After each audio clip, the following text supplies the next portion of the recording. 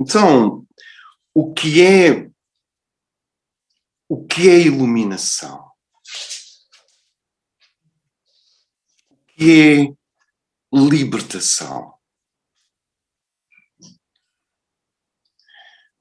Quer dizer, estas duas promessas, estes dois pontos ômega, estas duas metas do trabalho espiritual. Claro que a partir de um certo momento e a partir de uma certa fase, tu já não distingues viver e trabalho interior, porque à medida que os anos passam, a organização do mundo exterior vai acontecendo, casa, lugar, trabalho, pessoas, ideias, tudo isso vai se arrumando. E uma vida clara é uma vida em que estas imponderabilidades exteriores encontram um bom lugar. O lugar das coisas necessárias. O lugar da casa, o lugar da saúde, o que eu faço para ter uma casa, o que eu faço para ter saúde, o que eu faço para ter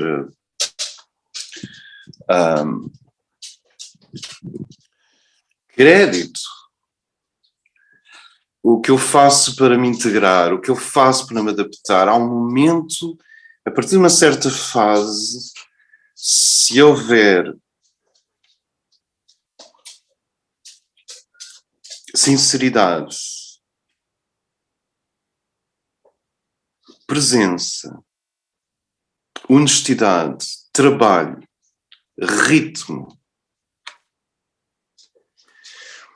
e esta coisa mágica de eu saber quais são os problemas que posso resolver e saber quais são os problemas que não posso resolver naquele ciclo,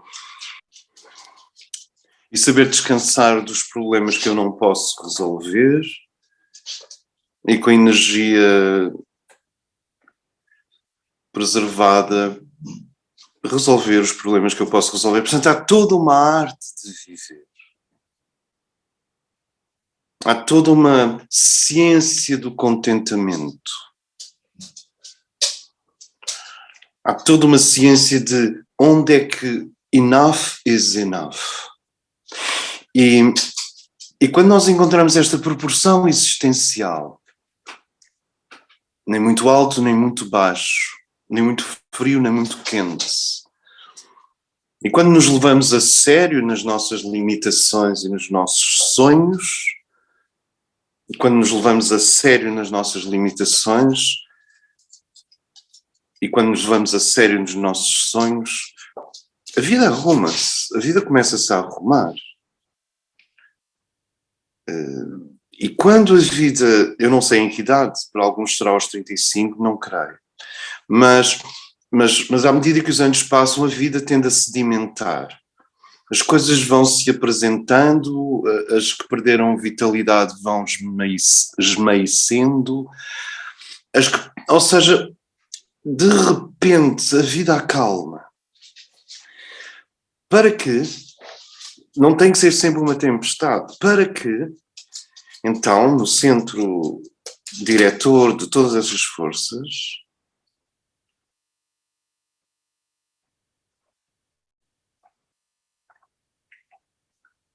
eu encontre essa fronteira em que viver e oração são a mesma coisa.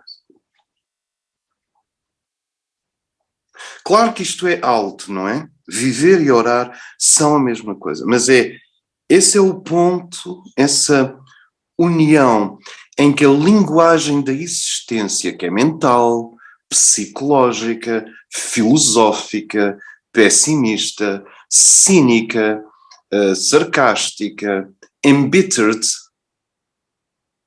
esta linguagem que nós usamos para falar uns dos outros e do que nos convém, do que não nos convém, dos políticos corruptos, enquanto nós somos imaculados cidadãos, todo este jogo de forças e a linguagem que usamos para a existência, o meu marido, a minha terra, esta linguagem começa a entrar em hibridação com as linguagens do sagrado. O meu templo, o meu coração, o meu mestre, o meu ponto focal nas estrelas, a minha iniciação, o ashram, os mestres, a verdade, os princípios fundamentais que definem o ser humano. Estas coisas começam a misturar-se com a linguagem do cotidiano, até que há um momento em que tu simplesmente já não consegues falar existência e já não consegues falar essência, já não consegues falar existência e já não consegues falar espiritualidade. É um pouco, o Charlot é cómico ou é trágico?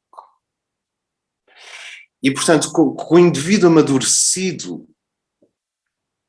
há uma certa impaciência em falar exclusivamente de espiritualidade, em abstrair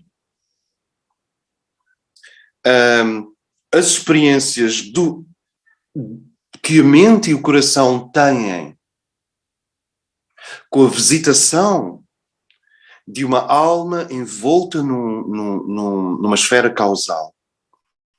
E sempre que a alma, na sua esfera causal, nos visita, nos toca, nos chama, nos consciencializa, nos estimula, nos abranda, quando a alma nos diz já chega, ou quando a alma nos diz it's not enough, sabes, a alma como um regulador do ponto exato em que a personalidade se transforma numa caneta dócil ao grande escritor interior que é o espírito. Vejam se isto faz sentido. Esta personalidade encontra a sua felicidade, eu não vou...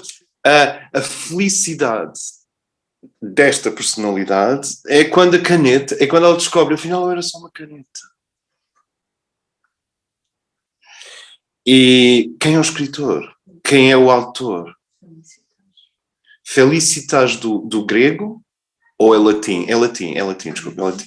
Mas eu era só uma caneta. Quando tu descobres, eu sou só uma caneta, mas há canetas extraordinárias.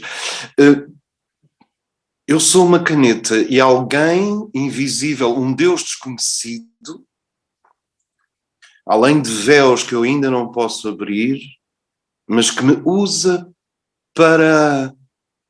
Agora depende do raio da alma. Disrupções em nome do futuro luminoso. Primeiro raio.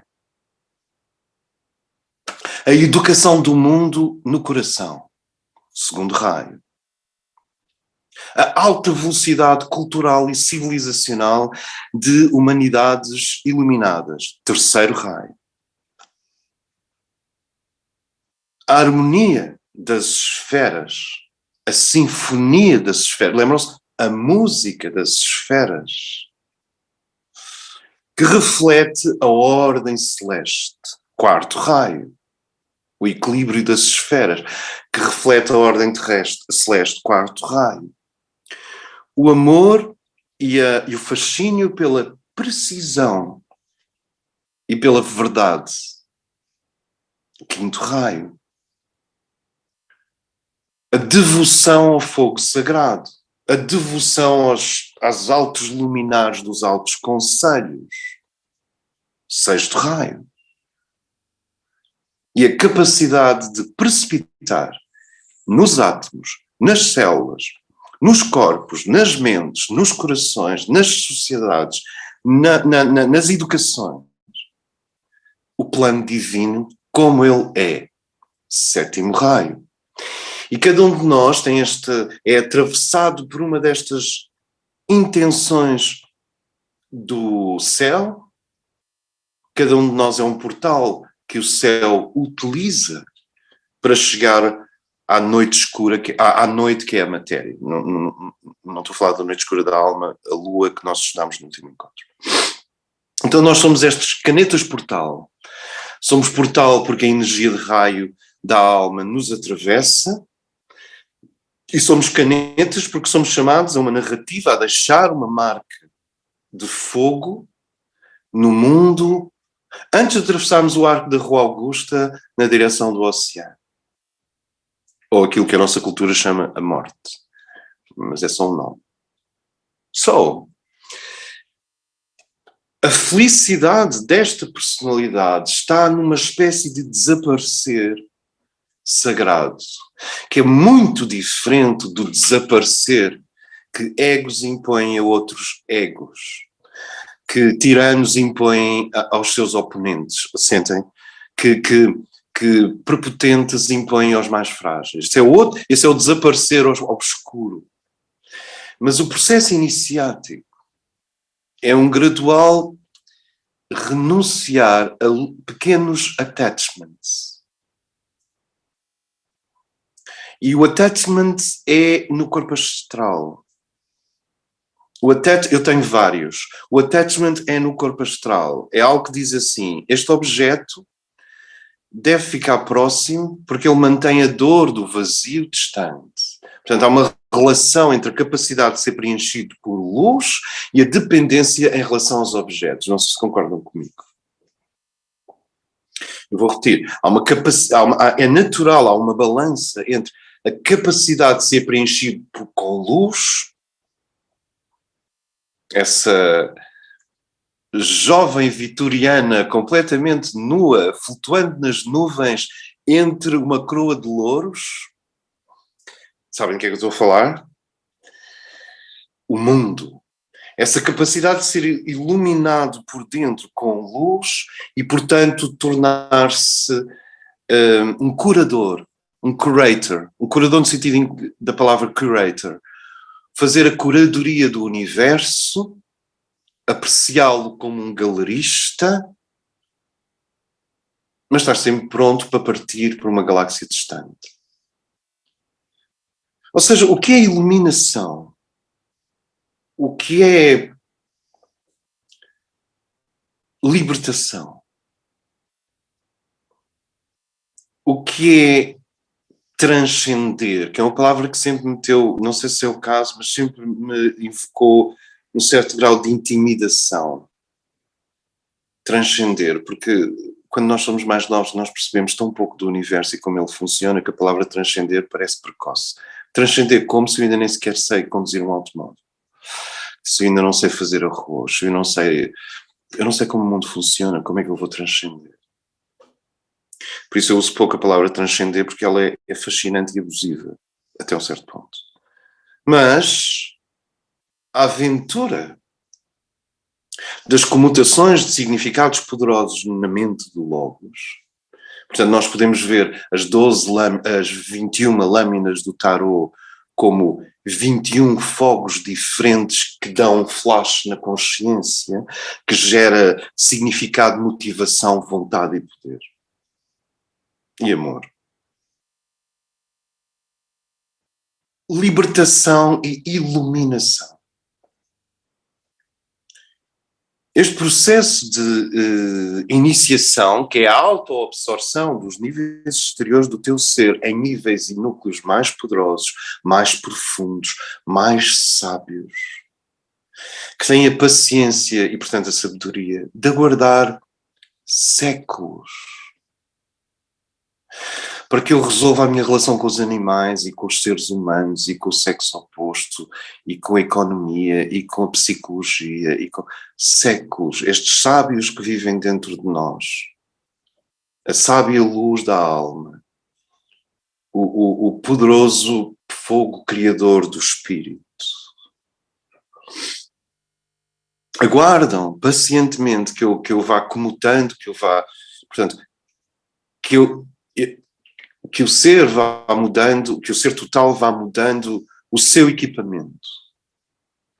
Agora és uma argentina, agora és um cubano, agora és um japonês, agora és uma chinesa. Vais mudando de sistema de entrega. Tá? A personalidade como um sistema de entrega. Hoje aprendi isso com uma pessoa que fala sobre teosofia. A personalidade é o sistema de entrega. It's the delivery system. E então eu estou a transformá-la por caneta. É uma caneta. A personalidade é como o Curiosity em Marte. A mónada está na NASA a controlar a distância e o Curiosity, o robô, está em Marte a andar para a esquerda, depois para a direita, depois um pouco mais para a frente. E depois tira uma foto de alta definição de uma colina vermelha em Marte. Quer dizer, a diferença entre a personalidade e a mónada é a mesma diferença entre um robô em Marte, à distância, com rodinhas, e os cientistas na NASA na Terra. E, portanto, esta personalidade é o instrumento através do qual o espírito atua na Terra. E o que é libertação? O que é iluminação?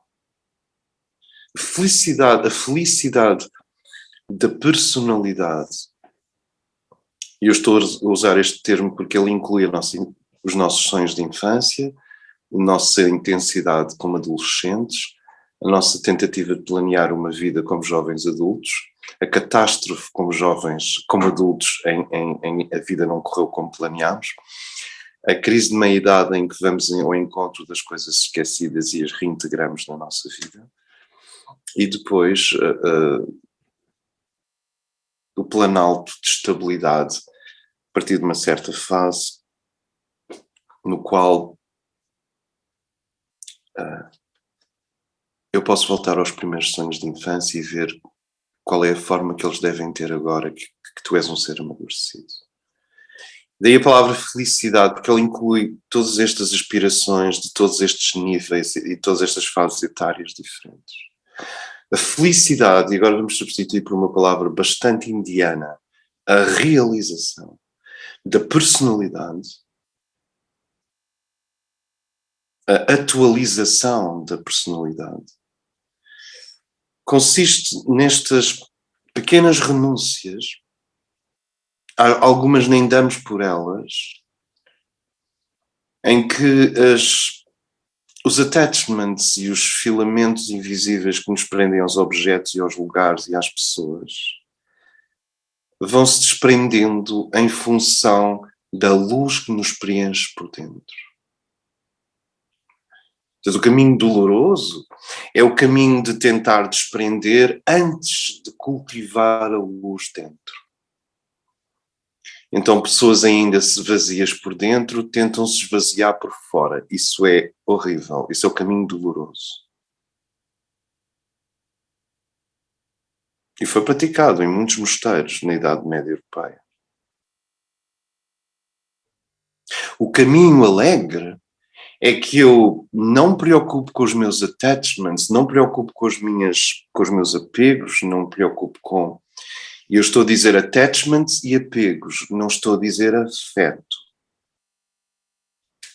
O afeto não é um attachment, não é um apego, não é um vínculo negativo. O afeto é uma expressão da Mãe Divina. O caminho alegre é quando eu cultivo o crescimento da luz por dentro e os attachments caem sozinhos como folhas de outono. Aí não há dor. Porque estando a luz dentro, tu libertas-te destes múltiplos cabos que nos prendem a ansiedades, expectativas, pessoas, lugares, objetos, medos. Isso, o culto da luz por dentro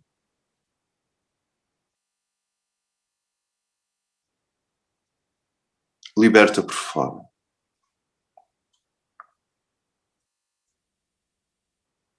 Então, o que é iluminação? O que é libertação? Como nós temos visto, a essência, a chama, o ser, o eu sou, numa primeira fase aceita a ocultação da sua presença. E então nós temos muitas vidas fora do templo. Fora do templo significa o divino está lá, em ti, mas está ocultado, está latente. Em si mesmo é pleno e glorioso, é o eu sou.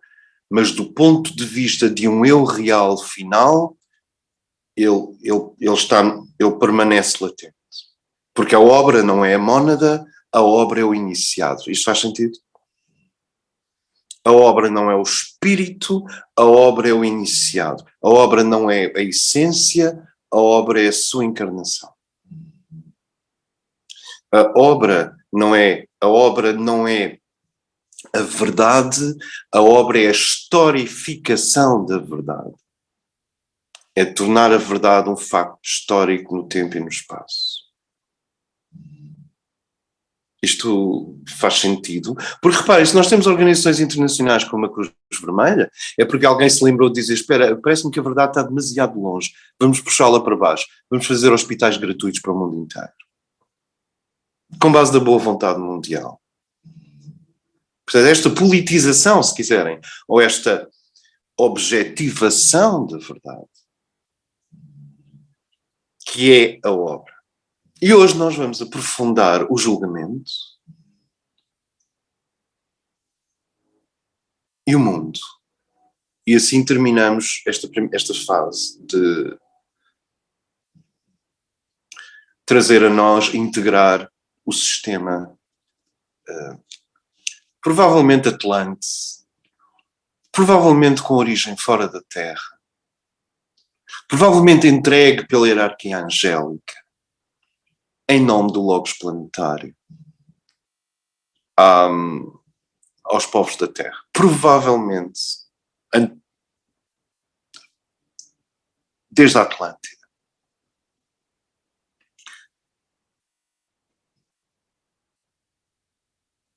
Portanto, o tarot não é sequer egípcio, vem de ciclos ainda mais antigos. É o código do Logos. O código da ordem divina. É mesmo Logos, ordem divina. É mesmo. Quando as pessoas dizem, eu não gosto muito de ordem, mas espera, mas olha para o teu corpo. Ele é todo feito de ordem. Quer dizer, até para eu ser um anarquista, eu preciso de um corpo cheio de ordem, que não é anarquista. O corpo é hierárquico. Se a cabeça não gerar certas hormonas e certas ordens, o corpo morre. Como vocês veem na canção do António Variações. E se a cabeça não tem juízo, o corpo é paga. O povo conhece este jogo, portanto, o corpo é uma hierarquia.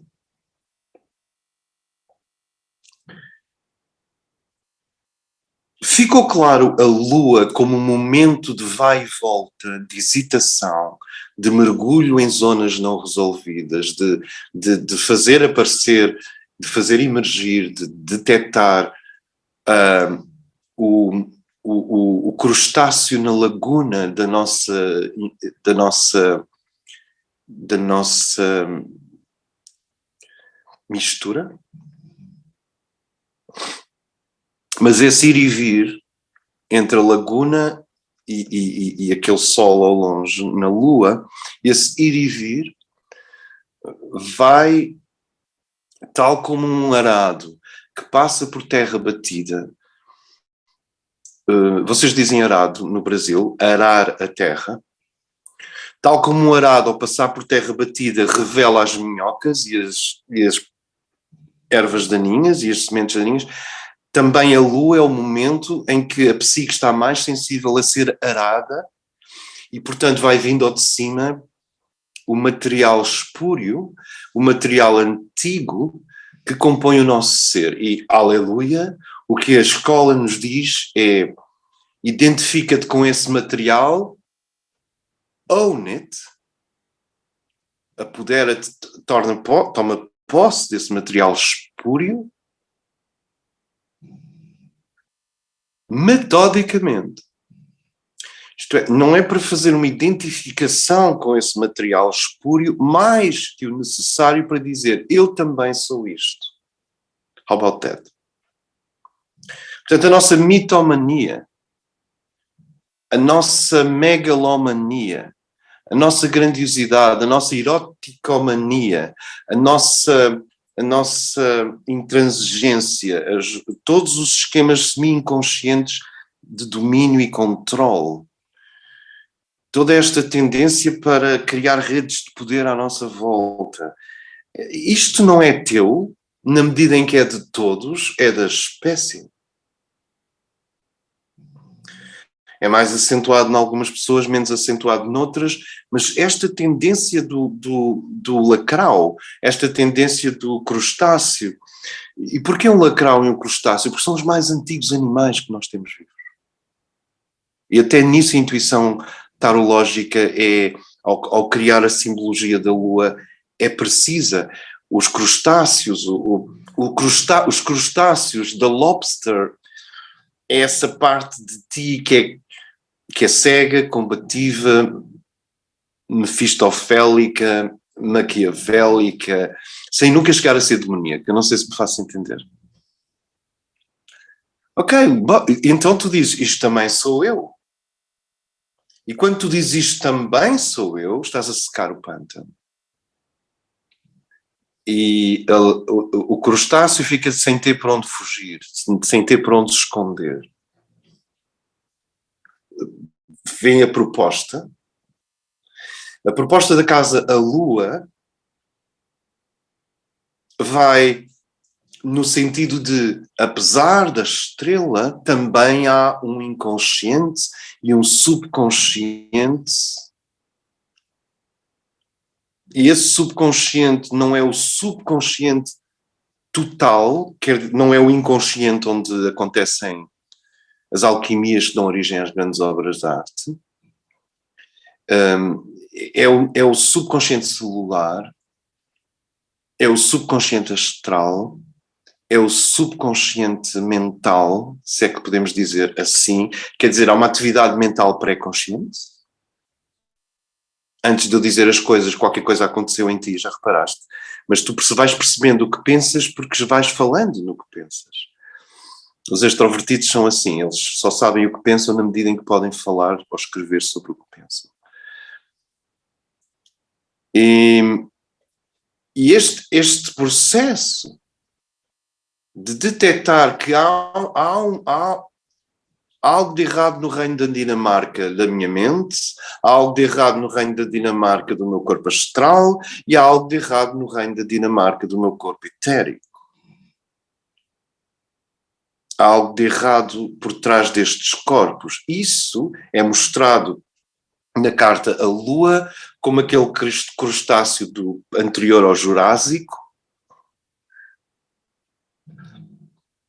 que diz assim, apesar da estrela, apesar da promessa de uma iluminação e de uma libertação,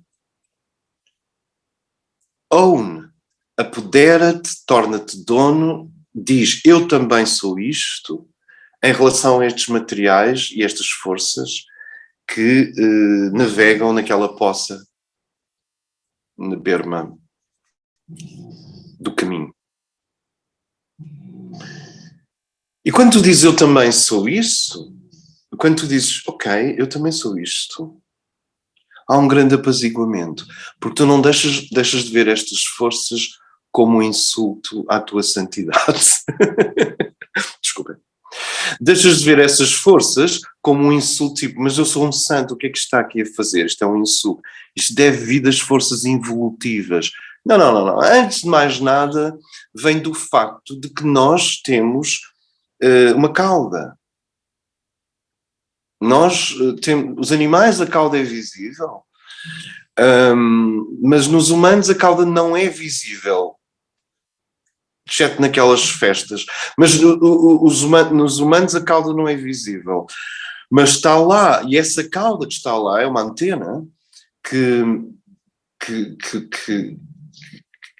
é composta por secções da evolução da Terra.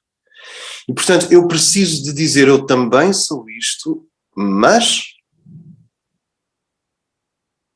metodicamente, ou seja, eu também sou isto, eu apodero-me disto, eu reconheço isto em mim, mas isto não é uma declaração final sobre a minha identidade. É uma eu identifico-me com isto. Vou deixar de dizer que isto vem de grupos especializados que não gostam de mim.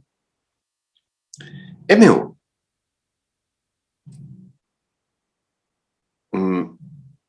Mas eu não sou. Isto é meu? Está em mim? Eu também sou isto? Mas isto não me define. E o processo da Lua, porque nós vamos a caminho de libertação e de iluminação. Essa é a promessa, esse é o ponto de fuga de toda a proposta espiritual. Eu também sou isto, eu também sou estes materiais, mas isto não me define. Será que se consegue a convivência destas duas coisas? Eu também sou isto, mas isto não me define. E então tu estás a integrar a sombra. Tu estás a dizer, ok, deixa-me ver se a minha sombra é assim tão diferente da sombra do resto da humanidade. Não é. Na verdade, é ao nível da sombra que nós somos incrivelmente banais. As sombras não são originais. Quando vais ver a sombra de um austríaco no século XIV, não é muito diferente da sombra do nigeriano no século XX. Porque é o lastro genético-comportamental de uma espécie. E o gênio de São Paulo, mas também com a experiência que ele teve, acho que não faz mais do que a sua obrigação, mas o gênio de São Paulo é que ele viu o Cristo pairando sobre a terra. E o seu corpo era feito de milhões de seres humanos. O seu rosto era feito de rostos humanos. Ele viu o que se chama o corpo místico de Cristo, que é composto por todos os que acreditam nele. Esta é a proposta paulina. E ele diz que a libertação, tornarmos pixels do corpo místico de Cristo, esta libertação, Cristo ou o grande homem de pé, ou o grande homem celeste, ou Adão Cadmon, ou a testemunha, ou o verbo, ou o logos personalizado.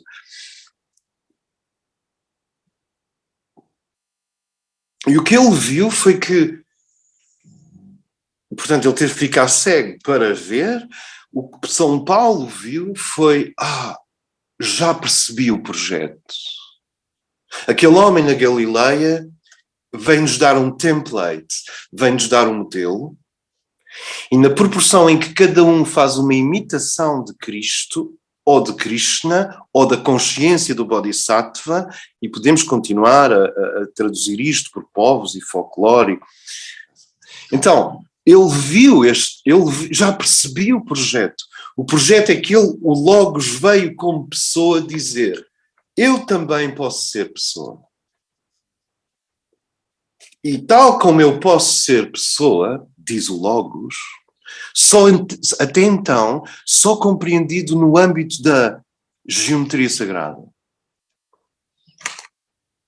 da numerologia, só compreendido no âmbito da filosofia platónica, no âmbito do ocultismo mais alto, no âmbito das teodiceias, no âmbito das odisseias cósmicas, no âmbito das visões tão abstratas que não nos faz nada com aquilo. Não, eu posso começar aqui a ler partes do Zohar e da Cabala que já falam do grande homem celeste. E nós não conseguimos fazer nada com aquilo. Tu dizes assim, isto é tão lindo, mas e o que é que eu faço agora? Não? Porque vem do mundo da ideação divina, o mundo das ideias divinas. No entanto, eis que este Logos, este que só era compreendido no âmbito da geometria sagrada e de Platão, etc., aparece num estábulo. Esta coisa do Logos preferir nascer assim num sítio um bocadinho low, obviamente já como qualquer padre te vai dizer, a lição de Cristo começa logo no sítio onde ele nasce, mas o Logos aparece como uma pessoa e diz, como veem, eu Logos posso ser uma pessoa. Posso pedir a uma mulher para me dar de beber porque eu tenho sede. O Logos. Em que grau é que o Logos está presente em Jesus? Num grau alto. Mas em que grau é que o Logos está presente em Cristo? Totalmente. O que nos ajuda a perceber que Cristo não é o nome de família de Jesus. Ele não é Jesus da família dos Cristos. Ele é Jesus, nem sabemos qual era o segundo nome de família. Cristo é uma dignidade, é uma ancoragem, é algo que ninguém está à espera e que desce e se fixa naquele carpinteiro. E desce no batismo no Jordão. E desce no momento em que o operador interdimensional, a que nós chamamos São João Batista, abre as portas, faz as passagens e a pomba. Este é o meu filho bem amado, no qual eu me comprazo. Conhecem esta frase da nossa tradição ocidental. Vejam a loucura. Este é o meu filho bem amado, no qual eu me comprazo. É a voz que se ouve no momento em que uma supermónada da aristocracia celeste ancora no mestre iluminado terrestre. Jesus, o mestre iluminado terrestre, Cristo, a supermónada dos altos conselhos, mas acima de qualquer horizontal. E E o Cristo feito Jesus, o Cristo homem, ele diz, eu sou um Logos, eu sou Logos, mas eu posso ser uma pessoa, eu tenho fome, eu tenho sede, eu quero dançar. É muito incrível a ideia de que Jesus dança, porque isso significa que o Logos dança. Na verdade, o Logos transforma a água em vinho. Bom. E, portanto, o que está implicado é isto. Assim como eu sou o Logos e posso ser pessoa, vocês são pessoa e podem ser o Logos. E isto resume o melhor da tradição ocidental. Deus fez-se homem para que o homem se possa fazer Deus. Deus fez-se mulher para que o homem possa se fazer, para que a mulher possa se fazer Deus. Deus se fez humano para que o humano se possa fazer Deus. Isto é o resumo do Novo Testamento.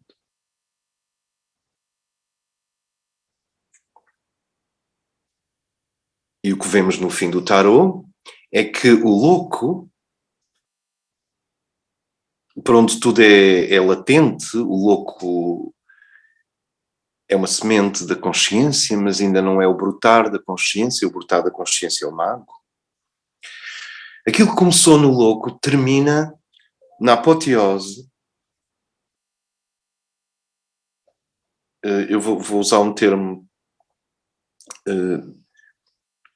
É uma apoteose na elevação à condição divina. É isso que a apoteose significa, elevado à condição divina. O louco, pela compreensão destas sequências que são o tarô, chega no mundo à condição de apoteose. Eu e o Pai somos um. Há uma união entre o céu e a terra, e isso é o mestre ascenso.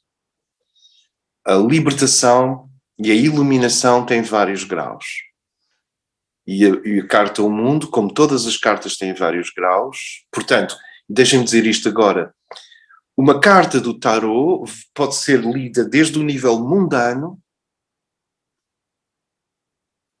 até ao nível mais alto, abstrato, secreto, espiritual possível. Ela contém, pode ser lida num nível muito mundano. Compra ou não este automóvel? Infelizmente o tarot tem poucas cartas, não responde sim ou não. Ele diz o que é que aquilo pode representar na tua vida, que é diferente. Mas desde o nível mais mundano até níveis de contemplação profundos, sérios, como nós vimos desde o princípio. Iniciáticos na medida em que é o contacto com uma fonte ou com um fogo que não nos deixam na mesma, são life-changing. As experiências life-changing que vocês tiveram até agora são as experiências iniciáticas. Podem não ser formalmente iniciáticas, podem não ser espiritualmente iniciáticas, mas uma doença grave, a erupção da barba num rapaz, aprender a andar de bicicleta, enfrentar pela primeira vez um polícia que está a dizer algo claramente idiótico, e todas as experiências que nunca mais voltas a ser o mesmo porque mudaste, são iniciadas. Iniciação é sempre o contacto com um eu maior pelo risco de fazer contacto com o fogo que transforma. Digamos que a alegoria da passagem do vidro e do barro à cerâmica num forno de 6.000 graus é uma das melhores formas de perceber a iniciação. A cerâmica, como nós temos visto, não volta para trás. No processo iniciático, as pontes para trás são queimadas. Não há recuo no processo iniciático, só podes avançar. Podes estagnar, mas não podes recuar. E nesta visão de São Paulo, em que São Paulo vê, eu já percebi o projeto. Este Cristo cósmico que quer acontecer, que é vontade da realidade, a realidade está grávida deste Cristo cósmico é composto não exatamente por uma dignidade celeste em cima, mas pela contaminação da humanidade pelo poder do superamor.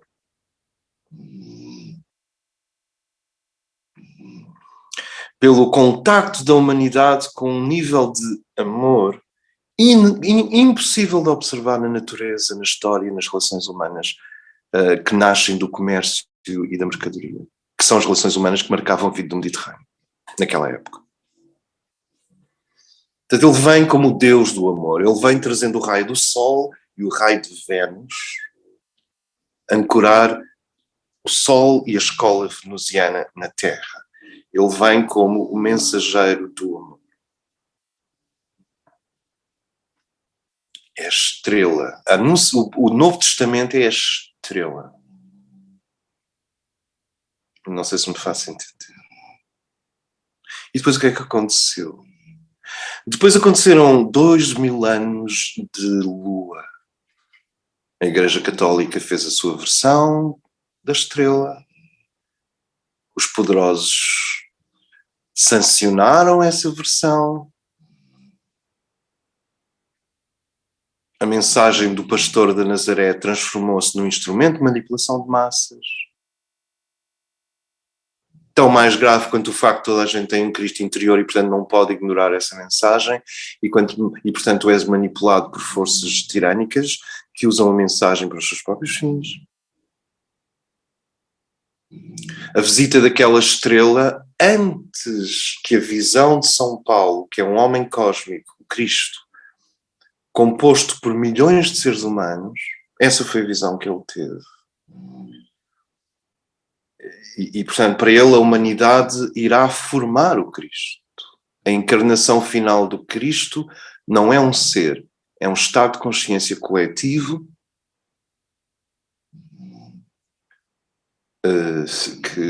que inaugura uma era onde podemos ver coisas que ainda não podemos ver agora. Porque cada planalto alcançado anuncia novas vistas. Cada planalto alcançado anuncia novas vistas. Então,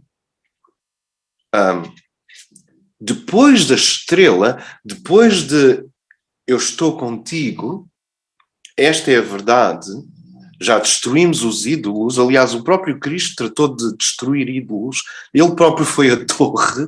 Esta coisa do chicote eu não sei se é verdade ou não, mas é capaz de ser.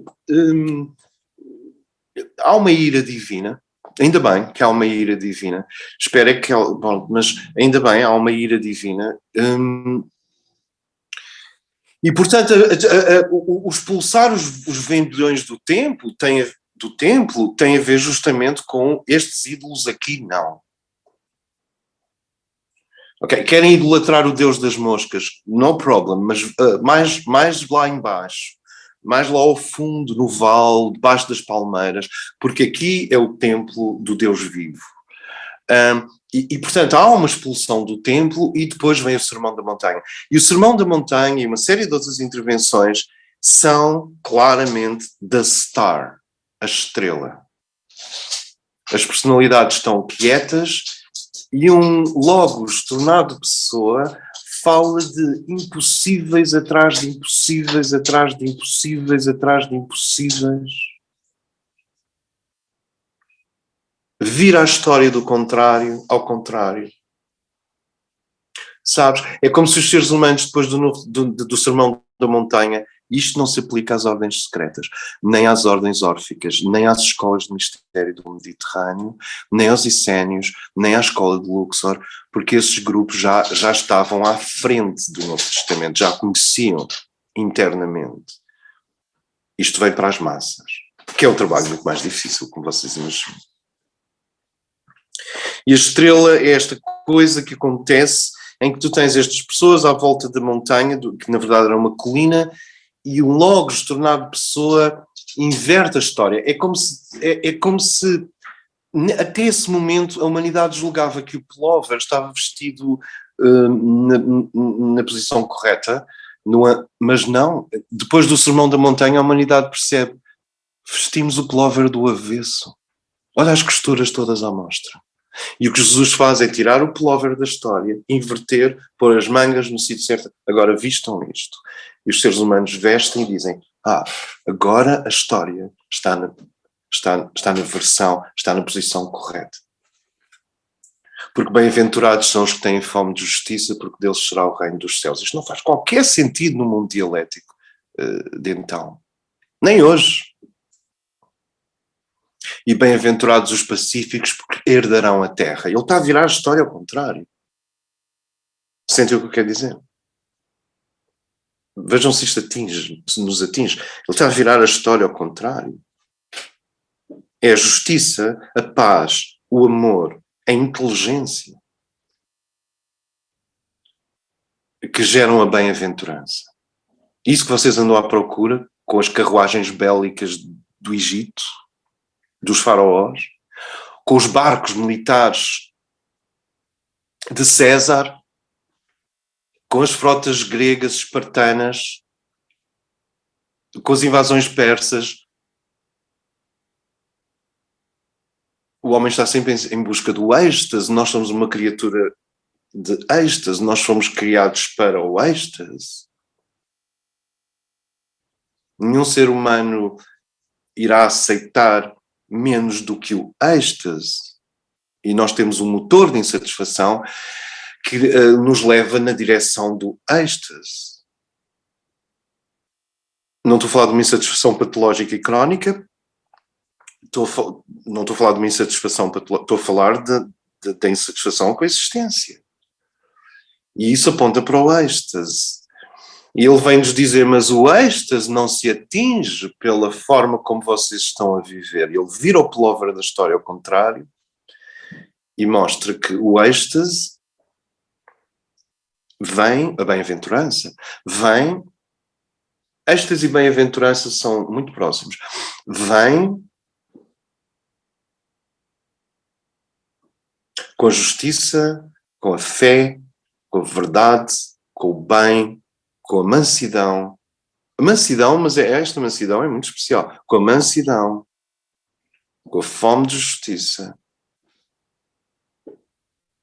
com o amor.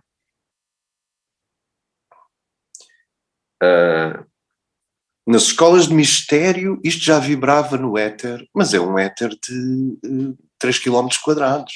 Cúbicos, quero dizer. Sentem? Ali sim, já estava feito.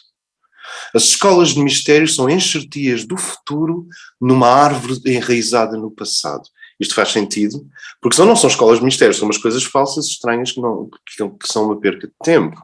Mas as verdadeiras escolas de mistério, e todos nós temos uma ligação, podemos estar ligados a escolas de mistério diferentes, mas temos uma ligação, por isso é que vibramos com estas coisas. Dentro das escolas de mistério, no volume arquitetónico e espacial da escola de mistério, as bem-aventuranças já estão instaladas no éter. Agora, dizê-las fora da escola de mistério, à multidão, em se é preciso um grande ser. Ele disse-o. Então, além de expulsar os ídolos, a torre, ele anuncia a boa nova, a estrela. Sentem esta sequência? Mas a seguir, começam-os a seguir à verdade, começam os lacraus e os lobsters e os crustáceos a saírem do seu esconderijo.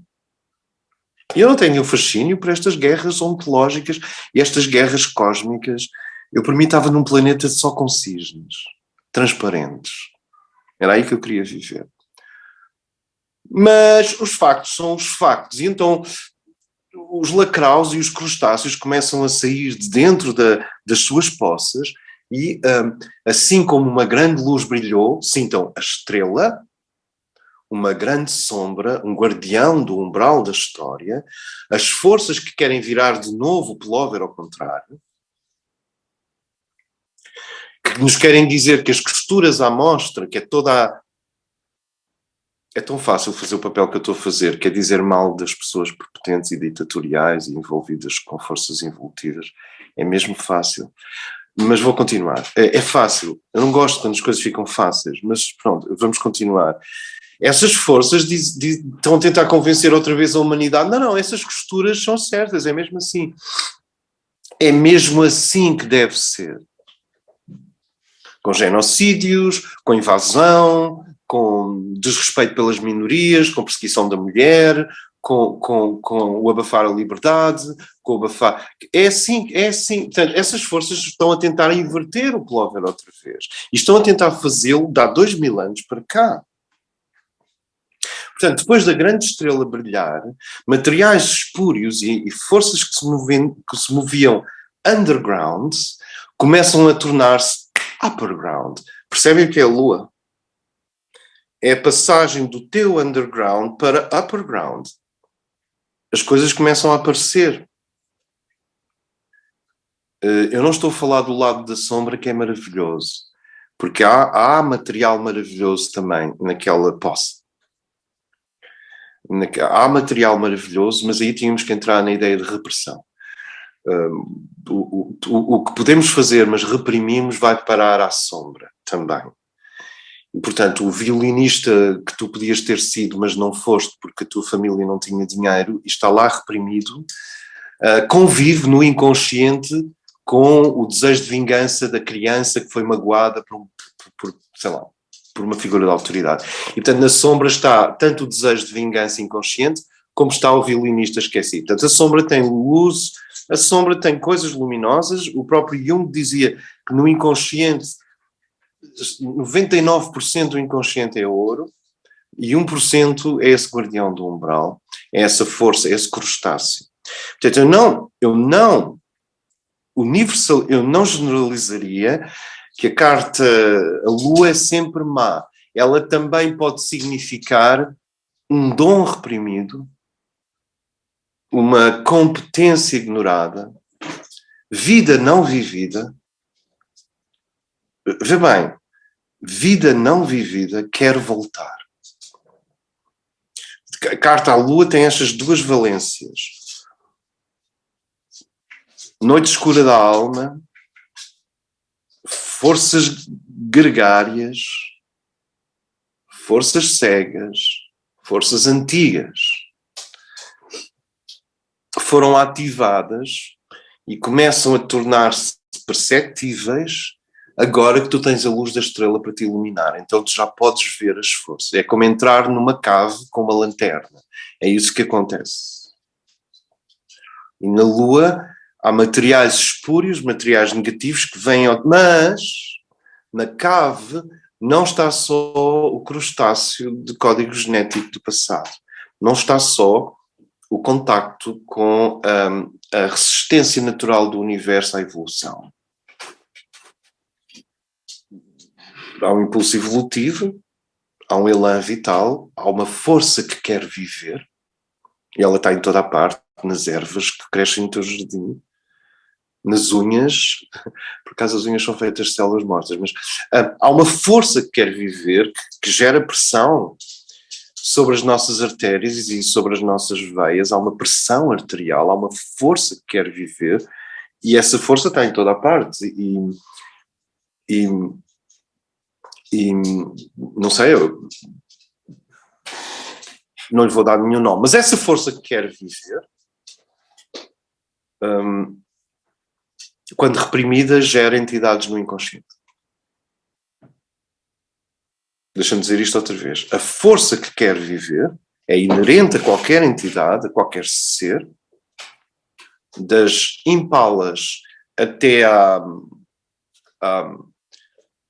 aos europeus sofisticados. Esta força que quer viver, quando reprimida, quando abafada, quando se põe um garrote, ela começa a gerar nódulos de complexos no inconsciente.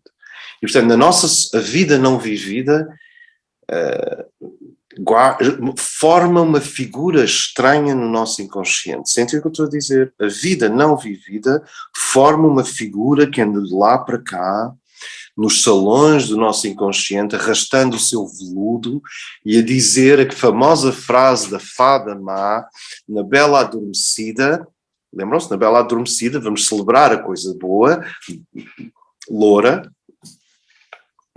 a Bela é loura e adormecida, agora não está adormecida, é o festa de anos, ou vai ser apresentada à sociedade, e nesse momento em que tu tens a persona construída, em que construíste a Bela adormecida, em que temos os valores éticos e morais instalados naquela figura consciente, diurna, que é a menina, corresponde à persona, aparece a fada bruxa, ou a fada bruxa má, e diz assim, o que é que ela diz?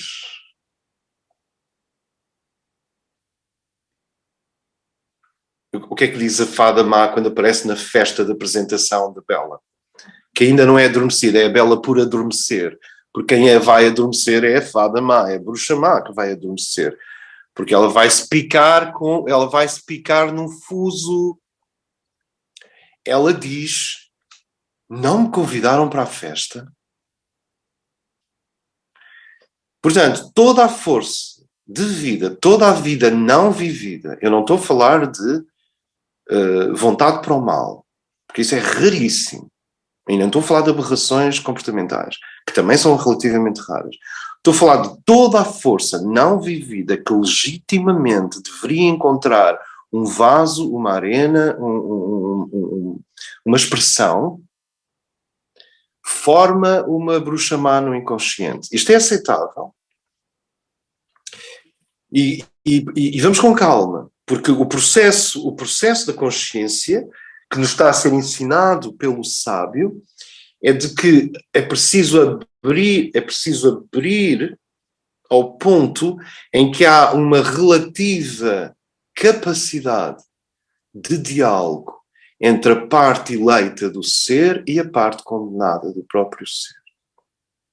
Ou a parte abandonada, negligenciada, esquecida do nosso próprio ser. Por exemplo, eu tenho um músico e um poeta dentro de mim muito zangados porque eu dediquei 20 anos da minha vida à espiritualidade e a conferências e então eu de vez em quando tenho um músico e um poeta, para não dizer um escritor de ficção, um, relativamente reprimidos porque eu dei prioridade à comunicação espiritual. E, portanto, quando eu vou pintar, ou fazer música, ou tocar piano, ou tentar conceptualizar algumas obras de arte, eu noto que estou a desenterrar um menino que eu abandonei aos 17, 18 anos de idade por causa do chamamento espiritual, digamos assim. E quando nós fazemos escolhas, quando nós dizemos este homem, esta cidade, estes 3 filhos, este tipo de intimidade, mas não aquele, o que aliás faz sentido, porque a intimidade vai até à raiz do nosso próprio ser. Estes dinheiros, mas não aqueles dinheiros, este modo de vida, este lifestyle, esta vocação, esta carreira, este país estranho para onde eu vim viver, longe do meu país de origem. Quando fazemos estas, temos algumas pessoas aqui portuguesas que vivem fora de Portugal, exato. Quando fazemos estas escolhas, quando o destino assim acontece, quando acontece assim, outros dons, outras qualidades que não é reprimidas, são negligenciadas, abandonadas, esquecidas. É o que as pessoas chamam os sonhos de infância, os sonhos de adolescência. Sim, estes sonhos de infância e de adolescência vão formar a bruxa má, que no dia da coroação, ou no dia em que tu dizes sucesso, cheguei ao topo da carreira que escolhi, ao contrário de uma explosão de bem-aventurança, tens uma visita, chama-se a depressão do sucesso, tens uma visita da bruxa má que diz assim, essa bem-aventurança, esse sucesso ao longo de uma única linha de desenvolvimento é válido socialmente, é válido eticamente, é válido como técnica de participação da construção do mundo, é válido como vontade expressa de ser uma pessoa funcional e, portanto, todos os sacrifícios e repressões e modulações da libido, é tudo válido. Parabéns, mas não é válido para a integridade psicológica necessária para a libertação e para a iluminação. Ou seja, A boa nova é anunciada na estrela e depois a má velha, a boa nova é anunciada na estrela e a má velha começa a aparecer na lua. Conseguimos inteligir esta dialética entre a estrela e a lua? Que já é uma dialética que vem da dialética entre a torre e a estrela, que é uma dialética que vem do diabo para a torre. As cartas têm uma relação dialética entre si. O que uma carta consegue, a outra carta vem negar, acrescentar ou amplificar. Mas é sempre em relação à anterior.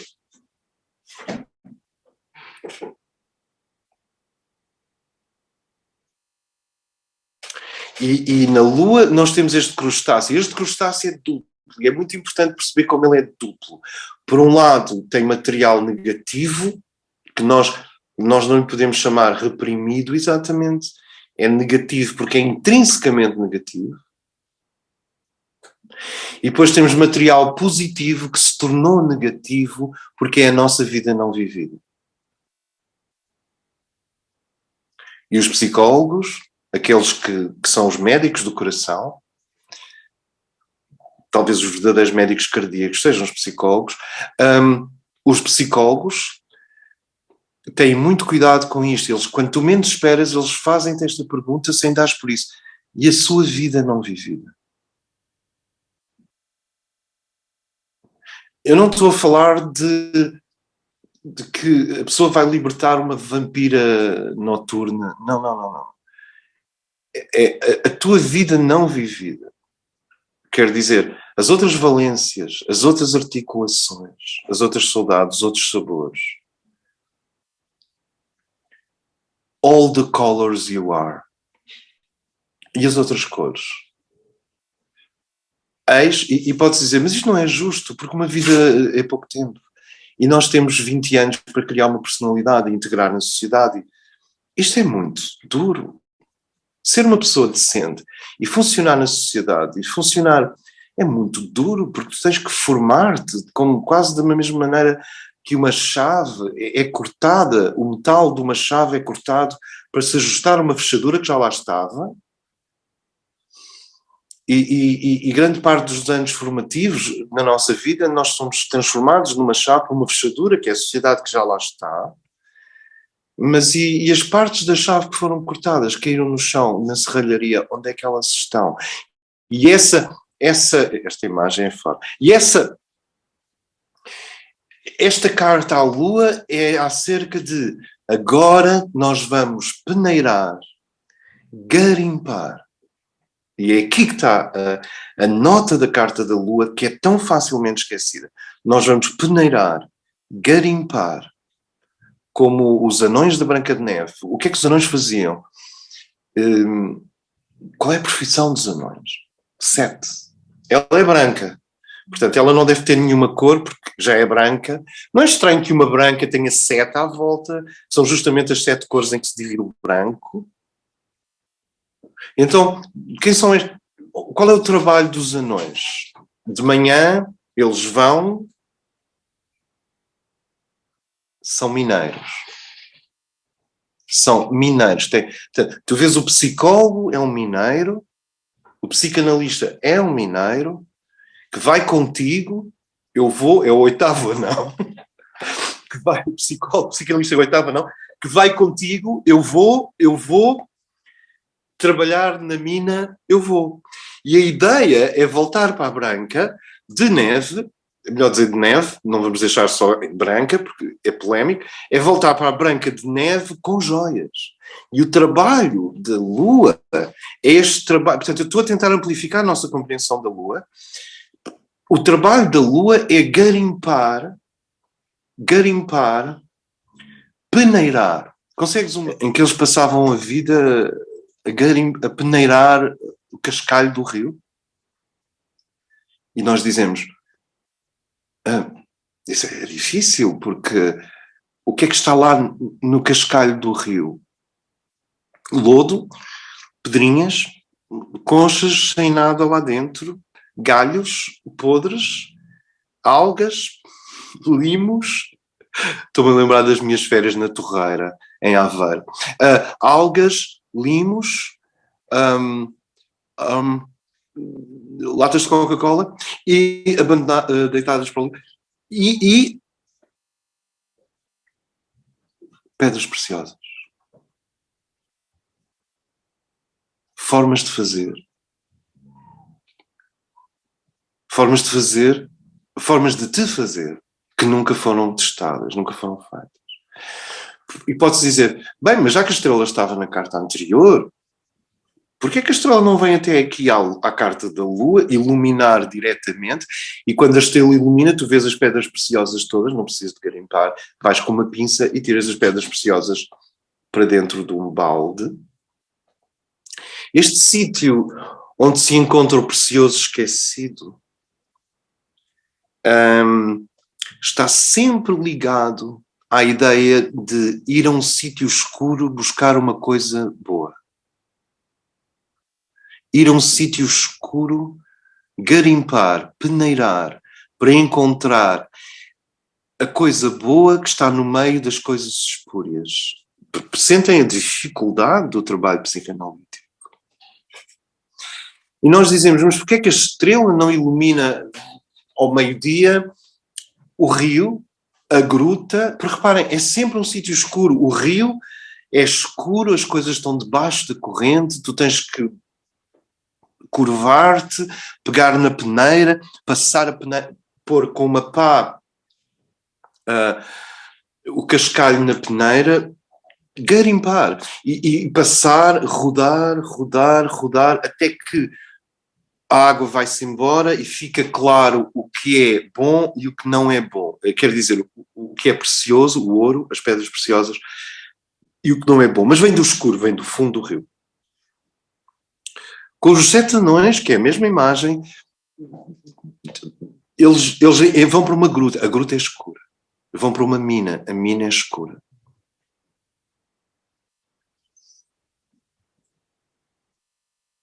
Ao ponto de, na Idade Média, a Virgem é apresentada ao herói sempre cercada por um dragão.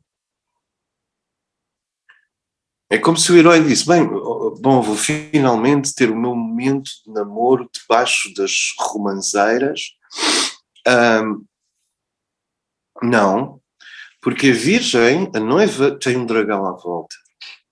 Conhecem esta imagem? E o herói para, e agora é um problema, porque para chegar àquela coisa boa, ele tem que vencer o dragão. Isto tudo são imagens de que há partes de nós sagradas que têm de ser peneiradas do inconsciente e separadas do dragão da entropia, do dragão genético, do dragão hereditário, portanto, do dragão da repressão em nós mesmos, do dragão dos materiais reprimidos. E nós dizemos, André, isto parece um trabalho sem fim, eu vou desistir, eu vou voltar para a minha fotocopiadora e... Mas espera. Não é um trabalho sem fim. Não é um trabalho sem fim, porque assim que tu lhe tomas o jeito, tu tomas-lhe o gosto. É que não é uma enfrentação contra o inconsciente. Não é uma luta contra o inconsciente. É o trabalho sagrado de garimpar partes de nós que foram negligenciadas e esquecidas. Por exemplo, a tua caligrafia. Onde é que ela está?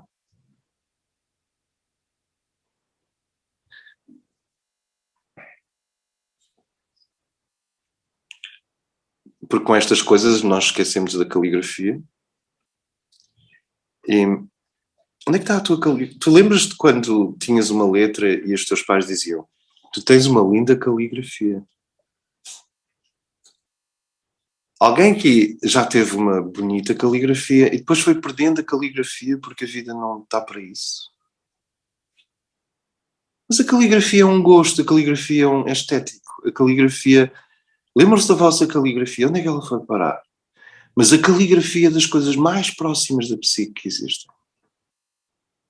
Como a forma como tu usas a voz é muito próximo da psique.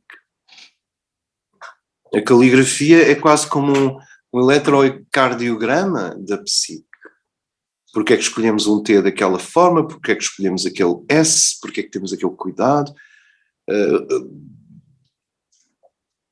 E, portanto, coisas que já foram dinamizadas caem para o inconsciente porque vão sendo abandonadas, vão sendo esquecidas. A carta à Lua está-nos a dizer, antes do Sol, antes que saibas quem tu és, antes que tenhas um encontro frente a frente com a tua verdadeira identidade, há partes de ti que, se não fores resgatar, aparecem como uma bruxa má que não deixa a festa continuar. Aparecem como uma bruxa má que vai tentar envenenar o projeto do eu consciente. Aparecem como uma bruxa má que se torna um sabotador dos projetos do consciente.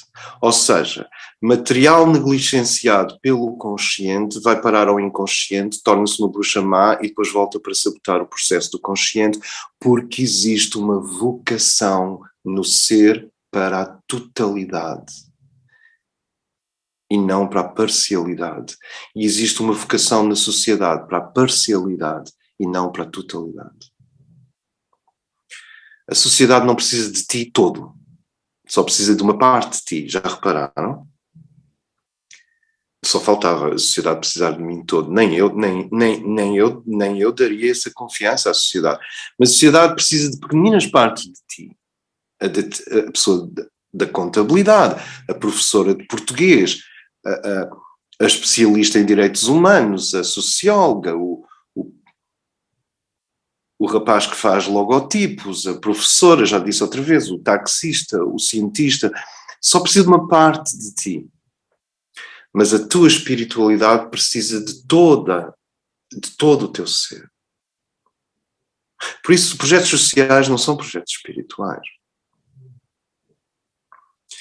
Mas a espiritualidade precisa de todo o teu ser. A carta à Lua é uma indicação a partes do teu ser desconhecidas. E quando começares a garimpar, a tentar conhecer, prepara-te. Porque juntamente com as que procuras virão materiais espúrios que ou foram cultivados por ti em vidas anteriores, ou têm a ver com o karma da família, ou têm a ver com o inconsciente familiar.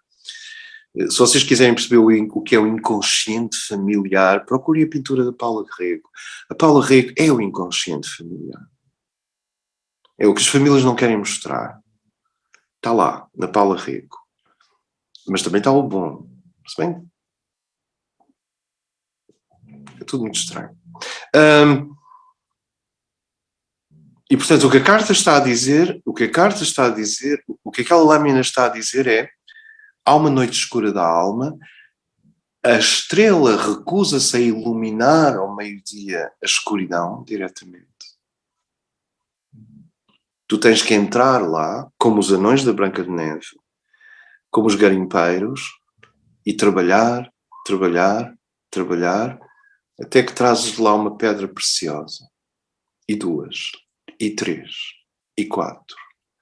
E este trabalhar com o nosso próprio inconsciente, que tem técnicas, eu não vou agora falar nisso, nós não estamos provavelmente num ciclo de estudos de arte-terapia ou de imaginação ativa, que são formas de trabalhar com o inconsciente.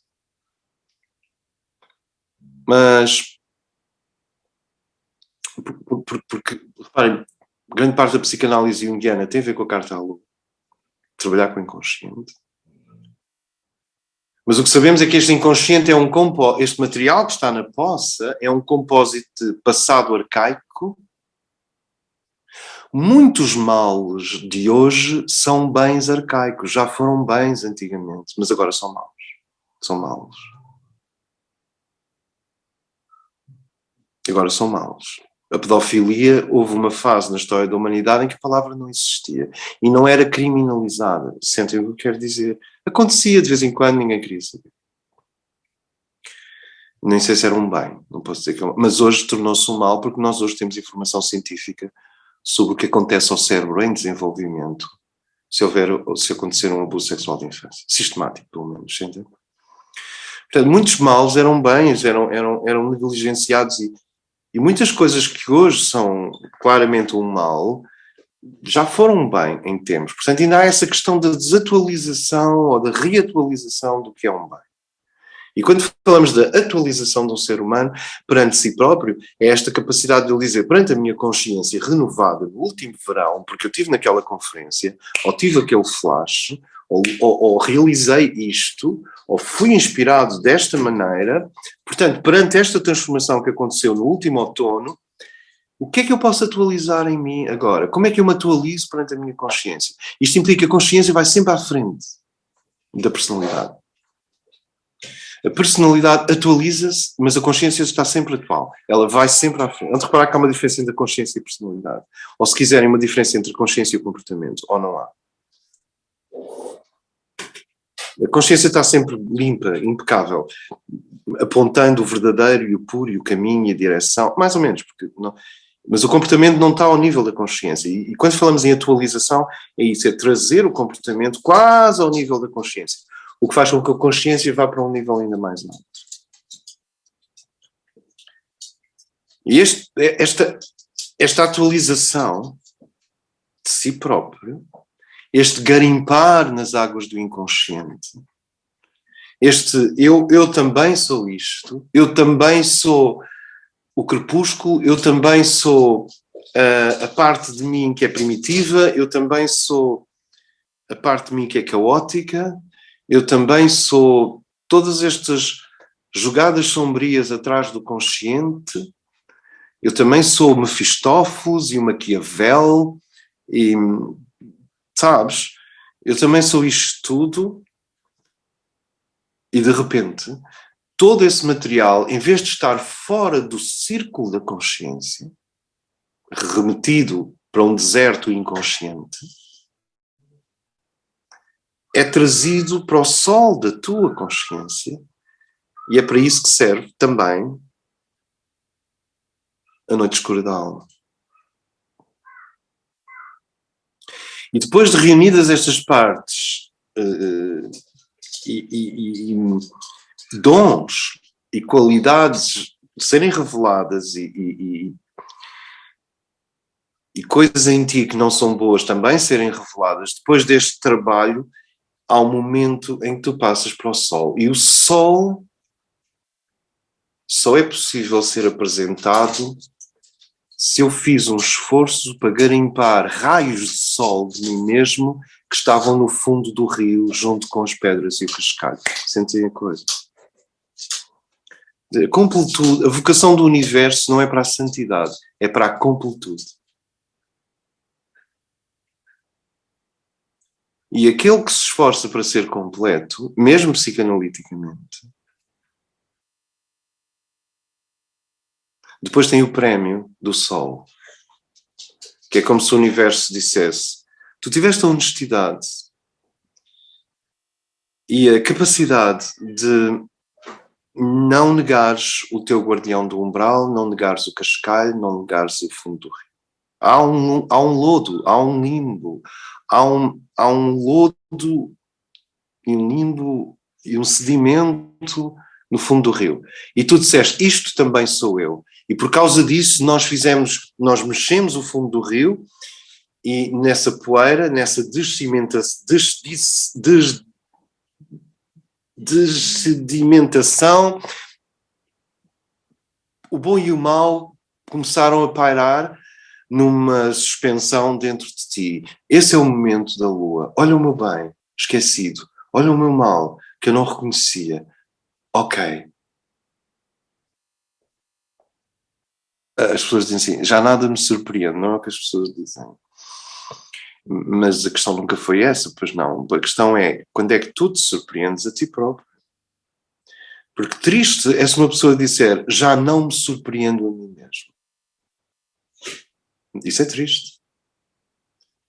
E então tu tens este remexer do fundo do lodo e de repente, quando tu menos esperas, ao lado de coisas menos boas, independentemente do lodo ser nutritivo, mas ao lado de coisas menos boas, uma pérola preciosa, uma pérola, ouro, uma joia, um dom esquecido, uma qualidade oculta.